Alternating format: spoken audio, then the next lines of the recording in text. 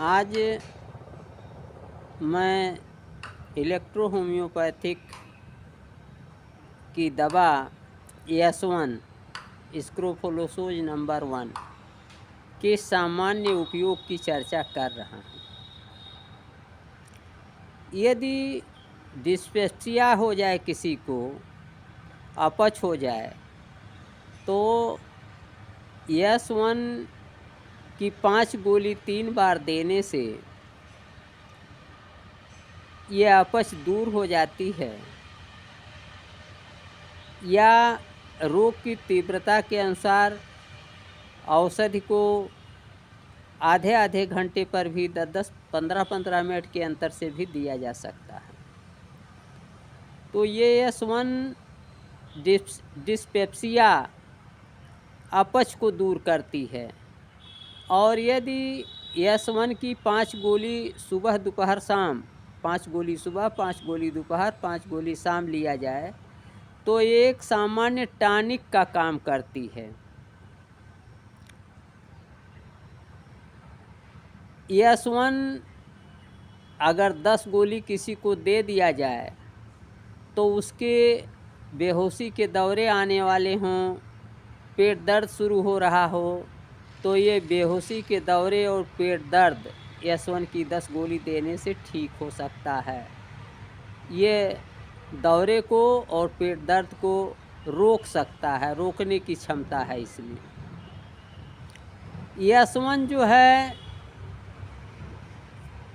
Poisonous stings और bytes के लिए, जैसे भौरे ने छेद दिया, हड्डे ने छेद दिया, मधुमक्खी ने छेद दिया, तो इस तरीके से बिच्छू ने छेद दिया, तो ये जो स्टिंग्स और बाइट हैं, इनमें जो है इन सब पॉइजनस स्टिंग्स और बाइट्स का ये एंटीडोट है। यह बात अलग है कि तीव्रता के अनुसार और स्टिंग्स और बाइट कितनी भयंकर है, उसके हिसाब से S1 की मात्रा को कम और ज़्यादा दिया जाता है। तो इस तरीके से जितने भी स्टिंग्स और बाइट हैं, सबके लिए S1 एंटीडोट का कार्य करता है। S1 को अगर फर्स्ट डाइल्यूशन में दिया जाए, प्रथम शक्ति में दिया जाए, तो ये सप्रेस्ड इरप्शंस को, जो इरप्शंस दब गए हैं, जैसे मीजल्स में, स्मॉल पॉक्स में, चिकन पॉक्स में, जब शरीर की वाइटलिटी, जीवनी शक्ति की कमी होती है, तो ये वायरस दब जाता है। तो ये इरप्शंस जो मीजल्स में, स्मॉल पॉक्स में, चिकन पॉक्स में यदि दब जाते हैं, तो S1 के फर्स्ट डाइल्यूशन देने से ये दबे हुए इरप्शंस बाहर आ जाते हैं। लेकिन यहाँ एक विशेष बात है कि S1 ये जो इरप्शंस बाहर आ जाते हैं, यह रोग को नहीं बढ़ाता है, बल्कि जो पॉइजन है, जो वायरस है, उसको शरीर के सतह पर ला देता है, शरीर से बाहर की ओर ढकेल देता है, लेकिन किसी तरीके से रोग की वृद्धि नहीं होती है।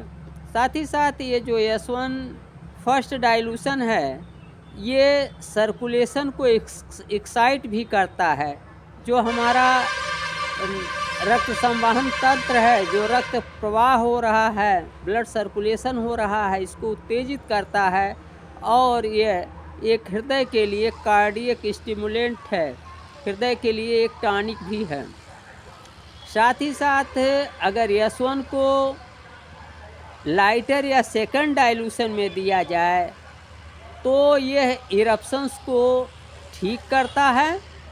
और ग्लैंडुलर इनलार्जमेंट और इन्फ्लेमेशन, अगर ग्रंथियाँ बढ़ गई हैं, बड़ी हो गई हैं और उनमें प्रदाह हो रहा है, तो उसको ठीक करता है, लाइटर और सेकंड डाइल्यूशन में अगर S1 को दिया जाए। इसी तरीके से इस डाइल्यूशन के बारे में मैं थोड़ी और आपको बात बताता हूँ, ताकि डाइल्यूशन के बारे में आपको चीज़ें स्पष्ट हो जाएं। एक बार एक व्यक्ति, गर्मी का दिन था और वो शराब पीने वाला था। शाम का समय था, दिन डूब रहा था। वो नल का पानी लोटे में लिया और एक सांस में पी गया। गर्मी का दिन था, प्यास लगी थी। उसमें दुर्भाग्य से एक मधुमक्खी गिर गई थी, उसने गले पर जाके अंदर छेद दिया। वो मेरे पास चिकित्सा के लिए आया। मैं एसोन को फर्स्ट डाइल्यूशन में देने लगा और उसका जो सूजन था, ग्रास नली का जो सूजन था, जब उसमें सूजन बढ़ी तो उसका दबाव श्वास नली पर पड़ा, उसका श्वास रुकने लगा। उसने कहा कि अब हम जिएंगे नहीं, हमारे नाती नतनियों से मुझे मिलवा दीजिए। तो फिर मैंने तुरंत सोच विचार किया और उसी एसोन को थर्ड डाइल्यूशन में दे दिया। तो इस तरीके से थर्ड डाइल्यूशन से देने से वो जो सूजन आई थी वो घटने लगी और उसे आराम हो गया, वो ठीक हो गया। तो ये जो एस1 है, इसके second, third, lighter, first dilution में इस तरीके से कितनी भिन्नता है, वो आप इस उदाहरण से समझ सकते हैं। एस1 जो है उच्च शक्तियों में, हायर डाइल्यूशंस में, ये क्रॉनिक यानी जटिल पुरानी बीमारियों को, हेरिडिटरी डिजीजेज को, आनुवंशिक बीमारियों को ये ठीक करता है। तो एस1 को हायर डाइल्यूशन में देना है। नर्वस सिस्टम की डिजीजेज के लिए भी एस1 को हायर डाइल्यूशन में, उच्च शक्ति में देना है।